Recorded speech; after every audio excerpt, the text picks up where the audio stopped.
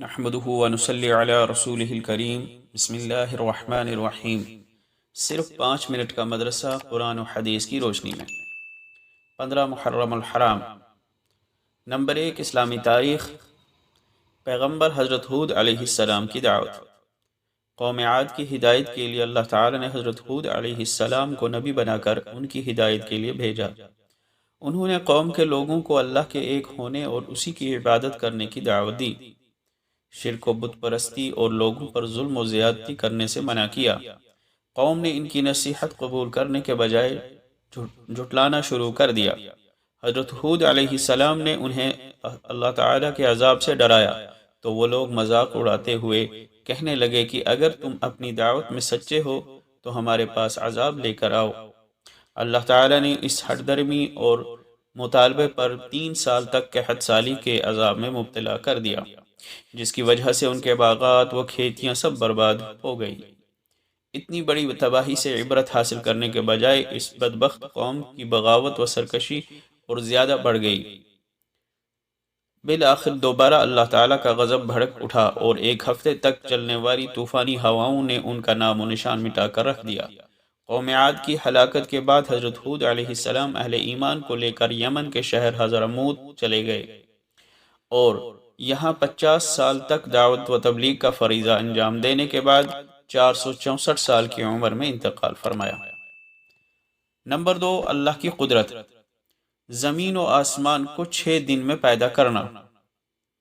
قرآن میں ہے کہ اللہ تعالیٰ نے ساتوں زمین و آسمان اور ان کے درمیان کی تمام چیزوں کو صرف 6 دن میں پیدا فرمایا، اور اتنے بڑے کام میں اسے تھکن بھی نہیں ہوئی، جبکہ آج کے ترقی یافتہ سائنسی دور میں بڑی بڑی مشینوں کے ذریعے ایک بلڈنگ بنانے میں برسوں لگ جاتے ہیں، اور اس کی تعمیر میں بڑے بڑے ماہر انجینئر اور سینکڑوں مزدور کام کرتے ہیں، مگر اللہ تعالیٰ نے تنہا ساتوں زمین و آسمان اور ان کے درمیان کی تمام چیزوں کو صرف 6 دن میں بنا کر اپنی زبردست قدرت کا مظاہرہ فرمایا ہے۔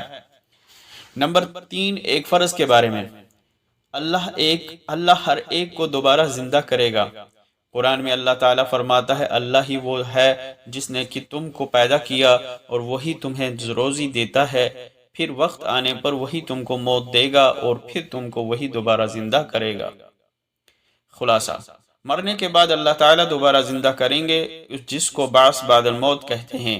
اس کے حق ہونے پر ایمان لانا فرض ہے۔ نمبر 4، ایک سنت کے بارے میں۔ حضور صلی اللہ علیہ وسلم کے سلام کا انداز۔ حضرت مقداد رضی اللہ عنہ فرماتے ہیں کہ رسول اللہ صلی اللہ علیہ وسلم رات کے وقت تشریف لاتے تو اس انداز سے سلام کرتے کہ سونے والا نہ جاگتا اور جاگنے والا آپ کا سلام سن لیتا۔ نمبر 5، ایک اہم عمل کی فضیلت۔ غصہ دور کرنے کی دعا۔ رسول اللہ صلی اللہ علیہ وسلم نے فرمایا، میں ایک ایسا کلمہ جانتا ہوں جب کوئی اسے غصے کی حالت میں پڑھ لے تو اس کا غصہ جاتا رہے گا۔ وہ کلمہ اعوذ باللہ من الشیطان الرجیم ہے۔ نمبر 6، ایک گناہ کے بارے میں۔ قطع رحمی کرنے والا جنت سے محروم۔ رسول اللہ صلی اللہ علیہ وسلم نے فرمایا، قطع رحمی رشتہ ناتا توڑنا، قطع رحمی یعنی رشتہ ناتا توڑنا والا جنت میں داخل نہیں ہوگا۔ نمبر 7، دنیا کے بارے میں۔ کون سا مال بہتر ہے؟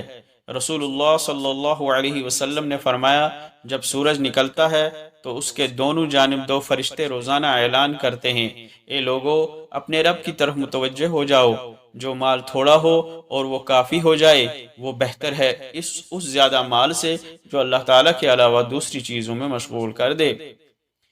نمبر 8، آخرت کے بارے میں۔ اہل جہنم کی تمنا۔ قرآن میں اللہ تعالیٰ فرماتا ہے، جس دن یہ گنہگار لوگ فرشتوں کو دیکھیں گے اس دن ان کے لیے کوئی خوشخبری نہیں ہوگی، اور ان کی خطرناک شکلیں دیکھ کر کہیں گے کہ ہمارے اور ان فرشتوں کے درمیان کوئی آڑ قائم کر دی جائے۔ نمبر 9، طب نبوی سے علاج۔ جسم کے درد کا علاج۔